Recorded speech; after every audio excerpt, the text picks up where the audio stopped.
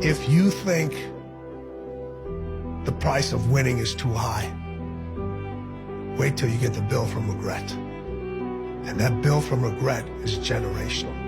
When you can't control what's happening to you, control how you respond to it. That's where your power is. Bravery is not the absence of fear. Bravery is feeling fear and moving forward anyway. The greatest version of you is not the I can do anything version of you.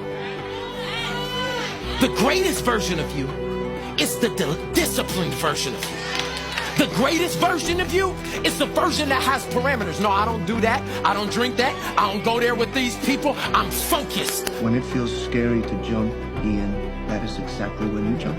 Otherwise, you end up staying in the same place your whole life. What if we have that kind of attitude? The car's repossessed. Nobody believes in you. You've lost again and again and again. The lights are cut off. But you're still looking at your dream, reviewing it every day and saying to yourself, it's not over until I win. But remember, dreams without goals are just dreams.